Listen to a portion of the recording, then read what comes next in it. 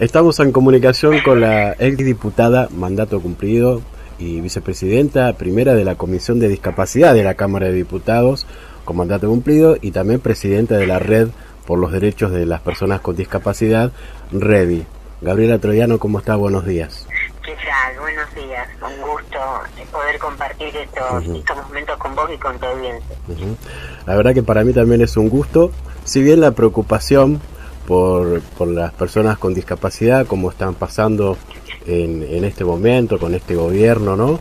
Hay una situación conflictiva no solamente en lo económico, sino también en la vulneración de los derechos. Sabemos lo que está pasando con el ANDIS y a nivel general con la salud.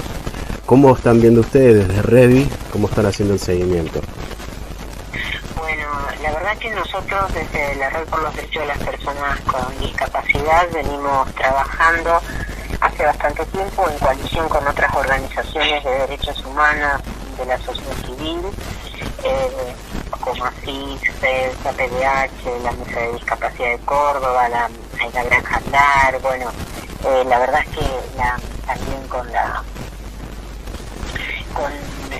una clínica jurídica de la Universidad Nacional de La Plata sobre discapacidad y derechos humanos, y estamos haciendo en este momento un reclamo a la Presidencia de la Nación, a la Secretaría de Discapacidad y al Ministerio de Salud, porque han sacado el decreto 585 de este año que cambia a la órbita de salud a la agencia de discapacidad. Esto es un retroceso en materia de derechos porque está circunscribiendo a la discapacidad a la órbita de salud sin tener en cuenta todos los otros derechos humanos inherentes a la persona y a la dignidad de la persona, como el derecho a la educación, al trabajo, a los apoyos, al deporte, Claro, porque el derecho que tiene cualquier otra persona que no tiene discapacidad. A las personas con discapacidad, digamos, se está circunscribiendo al Ministerio de Salud, donde nuestro país adhirió y le dio rango constitucional a la Convención de las Personas con Discapacidad. Implica adherir a la Convención, implica adherir al modelo social de la discapacidad. exactamente.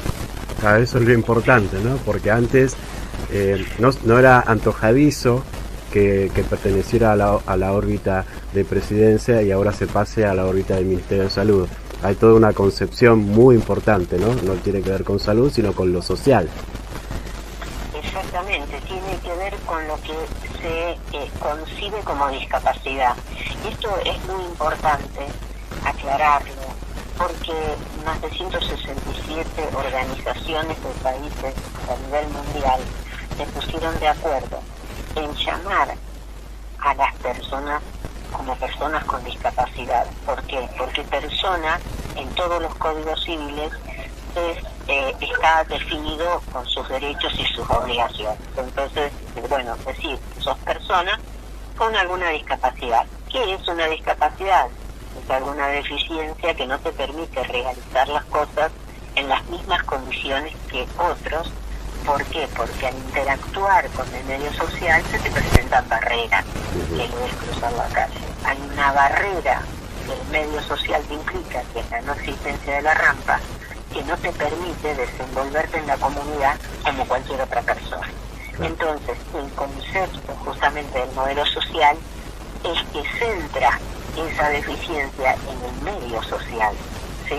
En donde no es ya una responsabilidad de la familia, sino es una responsabilidad de la sociedad en su conjunto de pensar el ámbito público como un ámbito donde pueden transitar y estar todas las personas con discapacidad. Entonces, ese cambio de paradigma es muy importante. Vos fíjate que nosotros empezamos antes las personas con discapacidad nacían directamente en muchas civilizaciones las mataban. Después las escondían. Desde el concepto religioso en algún momento era un castigo divino. Después las escondían en la casa. Después pasa a ser responsabilidad de la familia. Entonces decía, bueno, si vos querés que estudie, llevarlo a la escuela, el Estado no pone transporte, es esencial para todo, digamos. Entonces el cambio de modelo termina en el modelo social. Y el modelo médico hegemónico, sí, que es por eso que lo mandan al sistema de salud, pensaban a las personas con discapacidad como sujetos que se podían, entre comillas, normalizar, ¿no? Que a través de una rehabilitación, de una operación, se podían normalizar. Entonces, el que se podía normalizar estaba ahí y el que no. En cambio, el modelo social lo que plantea es que la sociedad es responsable y el Estado se debe hacer cargo de establecer los apoyos que necesiten para que pueda educarse, para que pueda ir a trabajar, para que pueda bañarse. Bueno, es una responsabilidad de la sociedad en su conjunto. Entonces, con este cambio al Ministerio de Salud se barre lo que es el modelo social de una manera tan simbólica y tan cruda, en donde, bueno, nosotros hemos tenido reuniones con el Comité de Naciones Unidas sobre Discapacidad hace 10 días, y bueno, armamos ahora una nota que si querés te la voy a alcanzar cuando la terminemos de presentar, donde la han firmado más de 400 organizaciones de distintos puntos del país, organizaciones civiles sin fines de lucro, y pidiendo justamente que se revierta este pase al Ministerio de Salud. En Naciones Unidas lo vio como algo muy delicado y van a plantear la necesidad de que Naciones Unidas haga una declaración pública al respecto. En marzo, Naciones Unidas, también por un informe que presentamos, REDI, con todas estas organizaciones, nos escucharon, tuvimos una reunión con el comité en marzo cuando empezó a sesionar, nos escucharon y ellos le hicieron un pedido de informe al país que todavía el país no contestó. Entonces no solamente no lo contestó, sino que se agravó la situación con este pase de la Agencia Nacional de Discapacidad al Ministerio de Salud. Terrible, ¿no? Terrible porque el pequeño resumen histórico que venía haciendo también habla de un avance en la sociedad, de una forma de verse y que incluso da esperanzas del trato y de cómo tenemos que armar la sociedad más civilizada, no sé cómo decir, y que encima, ¿no? Una sociedad más centrada en el ser humano, ¿no? Porque en definitiva es eso, digamos, las políticas públicas deben estar centradas en el bienestar humano. Eso lo dicen no solamente todos los tratados de derechos humanos, sino nuestra Constitución Nacional. Y al no hacer eso es faltar a la Constitución Nacional. Con lo cual, por eso nosotros también somos muy conscientes de que la democracia es algo que se mantiene con la vigencia de los derechos y las obligaciones, porque es así, pero acá lamentablemente lo que se está cayendo es en una quita de derechos a los trabajadores con y sin discapacidad, a los niños, porque no están en igualdad de condiciones para acceder ni a los tratamientos de salud, porque no es solamente el cambio al ministerio, es el tema de las prepagas, que se desarticuló toda la puesta en valor de las prestaciones. Digamos, hay un montón de cuestiones que van en detrimento del funcionamiento de lo que venía funcionando. Si nosotros, con un país que está en un sistema inflacionario tan alto, mantenemos el presupuesto, es bajar el presupuesto, ¿sí? Eso está claro.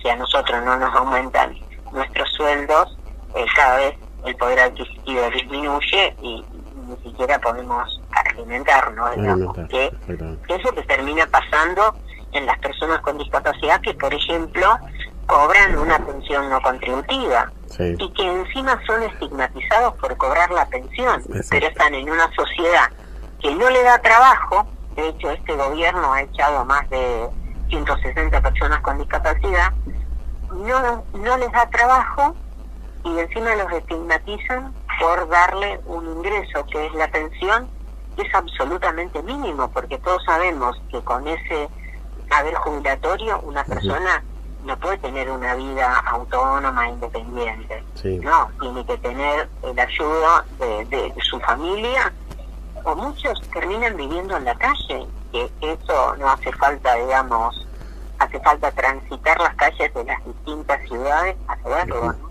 Sí, sí, sí.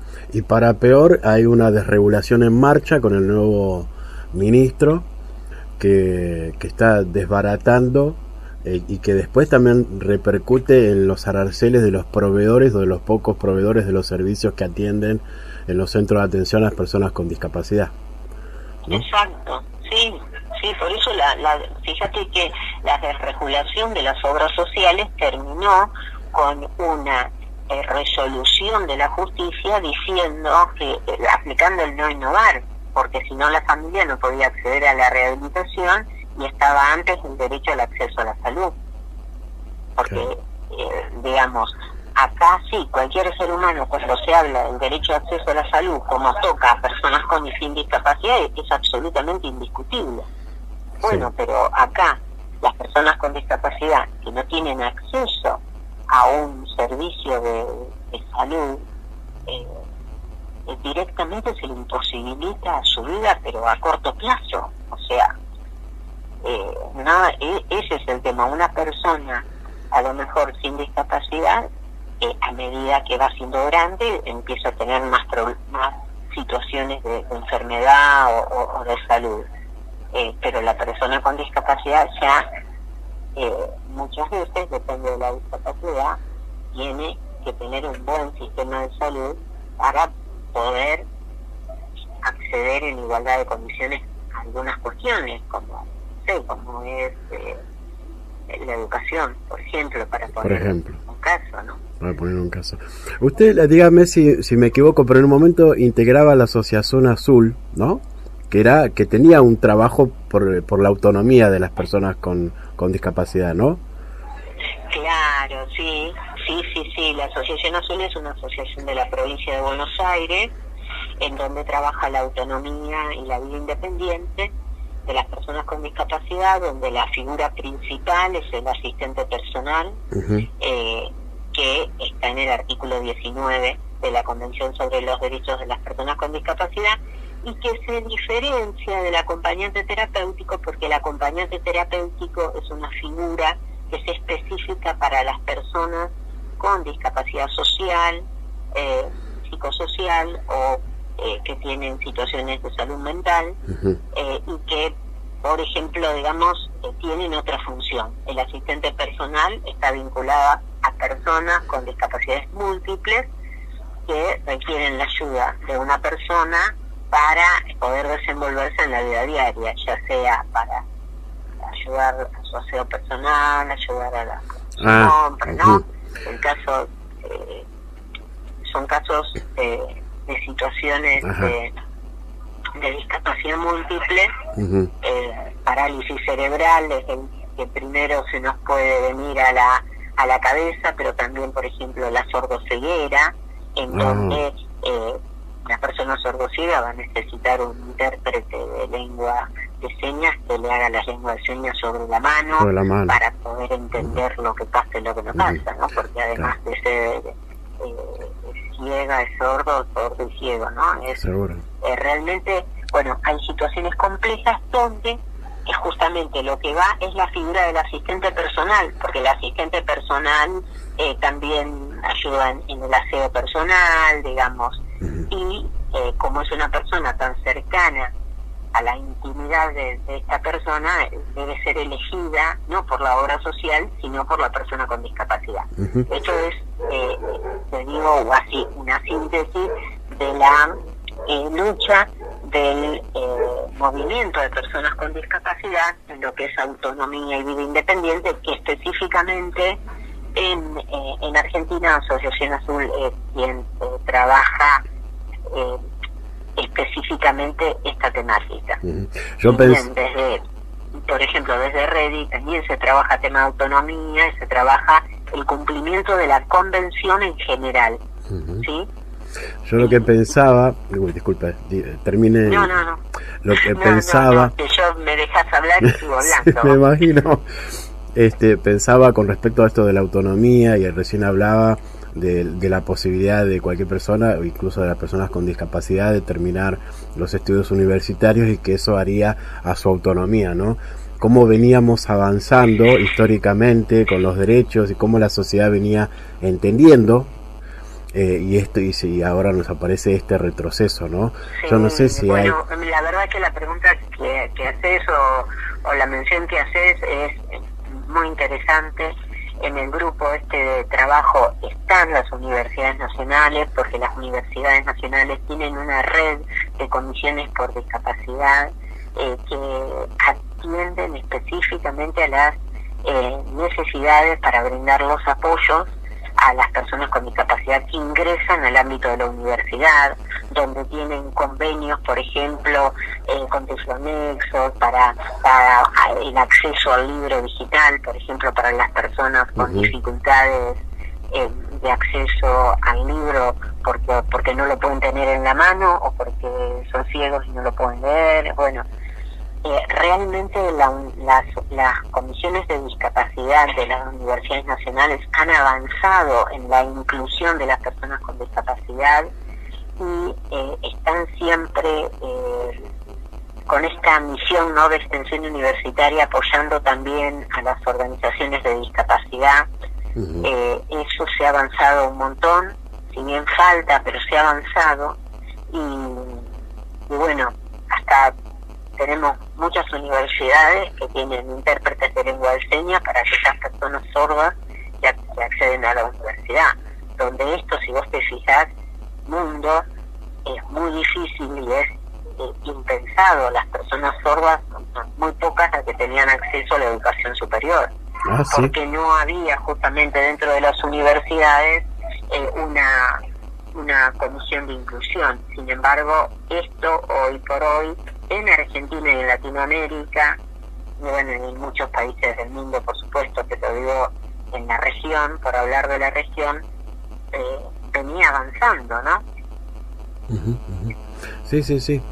Y estaba pensando también, yo no sé si habrá números o porcentajes que demuestren cómo era ese avance, pero en tantos sentidos se puede hablar, y cómo toma la sociedad avanzó, ¿no? Y porque venga un gobierno a tratar de quitar estos derechos conseguidos no por una parte, sino por toda la sociedad, porque este tipo de cuestiones son avances complejos, comunitarios, ¿qué es lo que se puede lograr, o hasta dónde puede llegar, ¿no? Yo no sé si Argentina, que está a la cabeza de derechos humanos mundialmente reconocido, hasta dónde puede llegar, y hasta en qué momento va a encontrar su techo, ¿no? Todos estos ajustes y que quiere hacer bueno, fíjate que no están participando en ningún ámbito de derechos humanos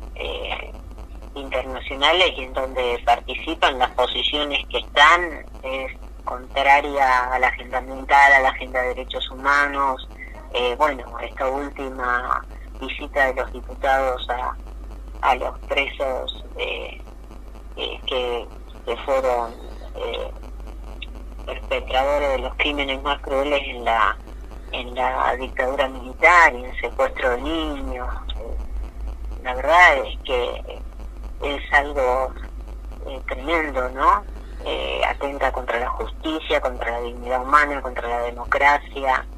Los crímenes de lesa humanidad es algo que en todos los tratados de derechos humanos, y la labor de madres y abuelas en Argentina es reconocida a nivel mundial. Claro. La cantidad de nietos recuperados, la cantidad de nietos que faltan recuperar, y en un momento peligró el tema de la base de datos. Sí. Digamos, realmente es cuando uno se pone a pensar eso en todas esas familias, ¿no?, que están pensando en encontrarse con el hermano, con el nieto, con el hijo. Bueno, son cosas muy fuertes, porque bastaría con que cada uno de nosotros nos pusiéramos en la situación de estar pasando por eso para ver la sensación de impotencia que genera, ¿no? Y de angustia, una angustia terrible. Uh-huh. Usted como política, ¿cómo cree que está la salida a todo esto? Mira, yo creo que todos somos seres políticos, por el hecho mismo de vivir en sociedad, somos seres políticos. Yo lo que creo es que la ciudadanía en su conjunto debe reclamar por sus derechos, porque no puede permitir que se avasallen los derechos, no importa el gobierno que esté, debe luchar porque en la historia mundial y en la historia de las personas el acceso a derecho nunca fue porque el gobernante lo diera, sino que siempre fue porque hubo reclamos, marchas multitudinarias, digamos, incluso muertes. Entonces, esto hay que tenerlo en cuenta, hay que saber que la salida siempre es colectiva, siempre es en conjunto, que nos tenemos que poner de acuerdo, que el sálvese quien pueda no es solución para nadie y mucho menos para los sectores más humildes, más en situaciones de vulnerabilidad. Siempre la unión hace la fuerza. Eso yo creo que es algo que hay que ser consciente, valorizar, buscar en la historia, porque ahí nos vamos a dar cuenta de decir, ¿cuándo salió el voto femenino? Bueno, cuando murieron mujeres por el voto femenino. Pasaron un montón de reclamos para que la mujer pudiera acceder a la universidad, digamos. Entonces, para que el movimiento de vida independiente cobrara interés a nivel mundial, también hubo movilizaciones en Estados Unidos, en España, en Japón, digamos, no es algo que a alguien se le ocurrió, qué bueno que sería que estas personas, no, fue algo que surgió de un reclamo auténtico y sentido del conjunto, por eso digo que es colectivo, del conjunto de las comunidades. Yo digo, cuando se da la reforma universitaria de 1918 en Córdoba, que se reclama el acceso a la educación superior de los hijos de los trabajadores, fueron movilizaciones a nivel nacional un montón, y después fue tan importante este movimiento que se dio en toda Latinoamérica y que llega a Europa en el año 58, en lo que conocemos como el Mayo francés. Claro. O sea, a ver, todo lo que se ha logrado no se ha logrado por quedarse en la casa y conformarse con que uno trabaja y paga los impuestos. No, las sociedades también pagaban sus impuestos, también trabajaban, pero tenían que salir a reclamar porque no tenían igualdad de derechos que hacían a la dignidad humana, o sea, que eran inherentes a la dignidad humana, que eso hablan los tratados de derechos humanos. Esto es lo que se sale a reclamar cuando se sale a reclamar un salario justo. ¿Por qué tiene que ser justo? Porque nos tiene que permitir alimentarnos, tener una vivienda digna, poder mandar a nuestros hijos a la escuela, que puedan tener salud. O sea, de eso se trata cuando nosotros hablamos de qué es un salario digno. ¿Sí?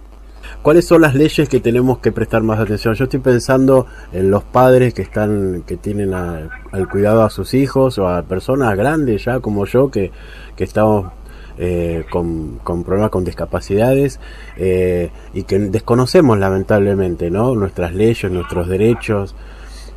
Ahora incluso se estaba hace poco tratando de discutir nuevamente la ley de discapacidad.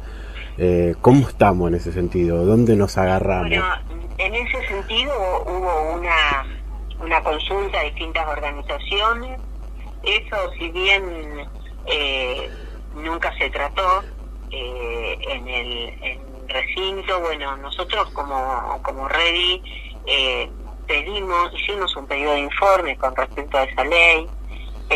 Tuvimos acceso porque este gobierno la pasó a archivo, y estamos justamente trabajando una propuesta que fue llevada a diputados, porque entendemos que la ley 22431, que es la ley madre, digamos, de la discapacidad en Argentina, data de la época de la dictadura militar, y hay un montón de cosas que tienen que ser cambiadas y ayornadas a la Convención sobre los Derechos de las Personas con Discapacidad, al modelo social, porque esta 22431 está en el modelo médico hegemónico, y la 24901, que es la ley de prestaciones, que si bien genera un derecho muy importante, que es el derecho a la salud y el acceso a los tratamientos con una cobertura del 100%, hay algunas cuestiones que también hay que adecuar a la Convención.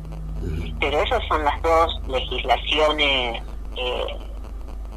más importantes en cuanto a discapacidad. Después hay mucha legislación en cuanto a patología. Nosotros desde el modelo social entendemos que esas leyes de patología tienen que dejar de existir y tienen que ser incluidas en la de discapacidad. ¿Para qué? Para que sea un marco general que nos permita acceder a todos, y que cada vez que se descubre una enfermedad nueva que es incapacitante, como las miles de enfermedades raras que existen, no tenga que hacerse una ley particular para eso, sino que ya el solo hecho de constituir una patología que es discapacitante tenga que estar ya contemplada dentro de la ley de discapacidad, ¿no? Esto es justamente una de las cosas que el modelo social trabaja, la eliminación del modelo de patología, que es el modelo médico, para centrarse en el modelo social de la Convención. De todas maneras, sabemos que acá en Argentina coexisten legislación como la ley de trasplantes, la ley de electrodependientes, que fíjate que también tuvo una modificación importante, en donde las personas electrodependientes corría riesgo directamente su vida, y hay toda una cuestión que se está trabajando ahora. Pero bueno, la verdad es que es amplísimo, muy amplio, muy vasto en la temática. Es para sentarnos a charlar horas y horas, pero la verdad es que lo que invitamos a las personas que nos están escuchando, que ingresen a ready.org.ar, que es la página, y van a encontrar libros, van a encontrar las distintas acciones que se están realizando. También pueden hacer una consulta, en la medida que uno puede asesorar, lo hace. No es que vamos a resolver problemas individuales, pero sí se puede asesorar, sí. Incluso hay muchas veces que son temas que se plantean y son temas generales, entonces se toman. Claro. Pero bueno, hay que estar muy atentos y hay que estar prestos a defender nuestros derechos, ¿no? Así es. Bueno, como usted lo dijo, es muy amplio, muy vasto, así que bueno, la invito una próxima vez, quizás en un tiempito, a seguir hablando de otros temas que también tenía anotado, y hacemos otra entrevista dentro de un tiempito. ¿Qué le parece? Bueno, con gusto, con mucho gusto, y a disposición para lo que podamos ser útiles. Bueno, así que desde acá, desde Ituzaingó, Gabriela Troyano, un abrazo en la distancia. Usted está allá en La Plata, y bueno, un gusto como siempre poder hablar con usted. Muchísimas gracias, un cariño a la audiencia.